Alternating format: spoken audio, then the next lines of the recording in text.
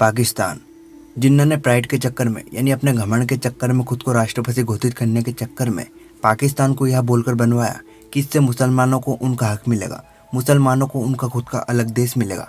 लेकिन आयरनिकली देखा जाए तो जिस व्यक्ति ने एक मुस्लिम कंट्री बनाई पाकिस्तान नाम की, वह खुद इस्लाम को पूरी तरह फॉलो नहीं करता था, जो कुछ भी कुरान हदीस या उनके इस्लामिक ग्रंथों में लिखा है। क्योंकि हिस्ट्री को उठाकर देखेंगे तो जिन्ना के नाम पर यही कहा जाता था कि Mohammad Ali Jinnah was cigar smoking, whisky drinking और भी कई अल्कोहलिक थिंग्स कंज्यूम्ड बाय जिन्ना।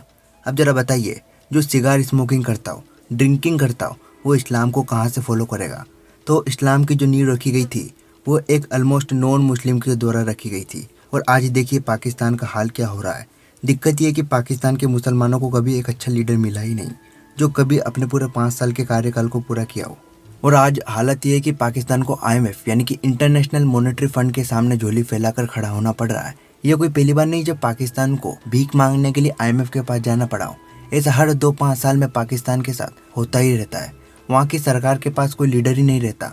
वहाँ की आवाम के पास ना तो आज तक कोई स्टेबल गवर्नमेंट मिल पाई है और ना ही अपनी इकोनॉमिक ग्रोथ जिस पर वह अपने मुल्कों को चला सके।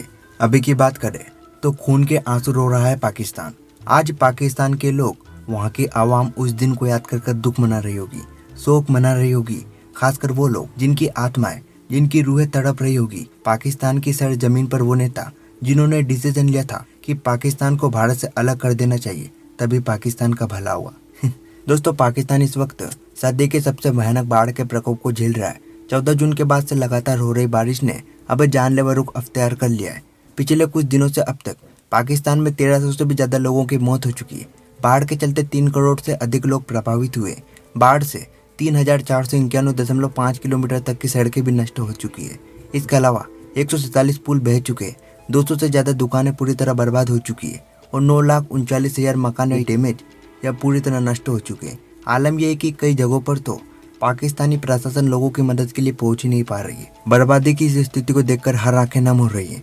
दोस्तों, अगर आज भारत में बाढ़ आ रही होती या इतनी तबाही होती ना, तो सारी सेना जुट जाती। हम ये नहीं कह रहे कि पाकिस्तानी सेना ने कुछ भी नहीं किया, लेकिन भारत में जो व्यवस्था है, यानी भारत में पॉलिटिक्स और सेना अलग अलग है। स्टेबल पॉलिटिक्स का फायदा भारत की जनता को होता है, जिससे भारत अपने लक्ष्य को पूरा करने की तरफ रहता ही रहता है। जब वो बाढ़ आती है, भूकंप आता है या कोई अन्य प्राकृतिक आपदा आती है, तो NDRF मदद कार्यों में जुट जाता है। सेना लग जाती है किसी भी तरीके से लोगों को बचाने के लिए। लेकिन पाकिस्तान में ऐसा नहीं होता। पाकिस्तान में PM या किसी नेता की नहीं, बल्कि सिर्फ सेना की तुति बोलती है। जी हाँ, सेना ही चलाती है पूरे पाकिस्तान को। सेना ही भ्रष्ट तो पॉलिटिशियन का काम सेना ही कर देती है।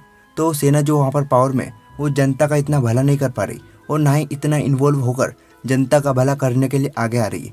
कई जगहों पर तो ये भी खबर चली कि पाकिस्तानी लोगों ने इन सोल्जर्स को अपने गाँव में एंटर करने से ही मना कर दिया। तो क्या हुआ था? दरअसल एक गाँव में भारी बाढ़ के कारण कई लोग पानी में फंसे हुए थे, मुश्किल की घड़ी में थे। लेकिन आने में देरी होने के बाद उन्होंने सेना को देरी से आने के कारण खरी खरी सुनाई। तो भारत का हिस्सा अगर पाकिस्तान होता तो उसे भी NDRF मिला होता, उसे भी सेना मिली होती जो रेस्क्यू कर सकती थी, उसे भी एक स्टेबल राजनेता मिला होता जिसके लिए तड़प रही है पाकिस्तान की आवाम।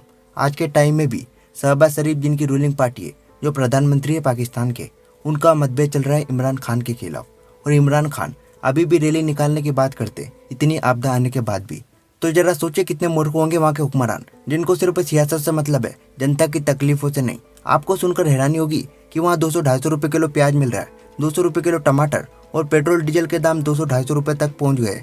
ऊपर से बाढ़ के कारण फसल बर्बाद हो गई। आंकड़ों की माने तो अब तक पाकिस्तान में 30,000 करोड़ रुपए की फसल बर्बाद हो चुकी है। यानी कि पाकिस्तान की अर्थव्यवस्था को तो छोड़ो, वहाँ पर लोगों को खाने पीने तक के लाले पड़े हुए। बाढ़ से लगातार लोग और जानवरों की मौतें हो रही है, जिसमें पाकिस्तान को अब तक करोड़ों अरबों रुपए का नुकसान हुआ है। यानी गरीबी में आटा गीला हुआ है, क्योंकि पाकिस्तान लगातार विदेशी कर्जों को चुकाने में असमर्थ है। एक कर्ज को चुकाने के लिए पाकिस्तान को दूसरा कर्ज लेना पड़ता है और दूसरे कर्ज को चुकाने के लिए तीसरा कर्ज। दोस्तों, आज जहाँ पूरा हिंदुस्तान एक सही दिशा में आगे तरक्की कर रहा है, वहाँ सवाल ये पैदा होता है कि अगर पाकिस्तान आज भी हिंदुस्तान का हिस्सा होता तो क्या वहाँ इस तबाही को बेटर हैंडल कर सकता था?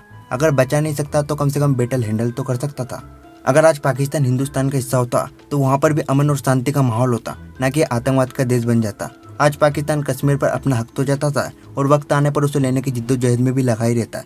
लेकिन जो एजुकेटेड यानी कि जो पढ़े लिखे पाकिस्तानी नागरिक है, वह कश्मीर के साथ मोदी जैसे प्रधानमंत्री को भी अपने देश में लाना चाहते हैं। क्योंकि बाहर से चाहे वो भारत की कितनी भी आलोचना करते हो, बुराई करते हो, लेकिन उन्हें भी पता है कि पिछले कुछ दशकों से भारत ने कैसे लगातार विकास किया है और कैसे फर्श से अर्श तक का सफर पूरा किया है, कैसे पिछले 10 सालों में 10 देशों को पीछे किया है। और सिर्फ पाकिस्तानी अवाम ही नहीं बल्कि दुनिया के हर देश के हर अवाम ने भारत का लोहा माना, परखा और जाना है कि किसी देश को किसी देश का समर्थन या साथ मिले या न मिले, लेकिन भारत के साथ के बिना वो देश अपना नाम कर ही नहीं सकता, कम से कम अभी के समय तो नहीं। क्योंकि नरेंद्र मोदी अक्सर कुछ ऐसा कर जाता है जिसकी उम्मीद किसी को नहीं होती। अब मोदी के मन में क्या चलता है भला वो तो सिर्फ मोदी ही जान सकते हैं, लेकिन पिछले कुछ सालों में मोदी मैजिक कुछ ऐसा चला है कि आज ये नरेंद्र मोदी की विदेश नीति का ही कमाल है कि दुनिया में आज भारत के बिना किसी ऑर्गेनाइजेशन का भविष्य तय नहीं रह गया है। खैर, अभी पाकिस्तान की बात करें तो क्या लगता है आपको कि पाकिस्तान अगर भारत का हिस्सा होता तो क्या उसे आज ये दिन देखना पड़ता? क्या आज पाकिस्तान में कोई स्टेबल नेता नहीं होता? क्या पाकिस्तान एक स्टेबल कंट्री नहीं रहता? क्या आतंकवाद पनप पाता अगर पाकिस्तान आज भारत का हिस्सा होता? सोचना जरूर इसके बारे में। खैर, अभी समय आ गया आपसे अलविदा लेने का। फिर मिलते किसी अगले वीडियो में, तब तक के लिए जय हिंद जय भारत।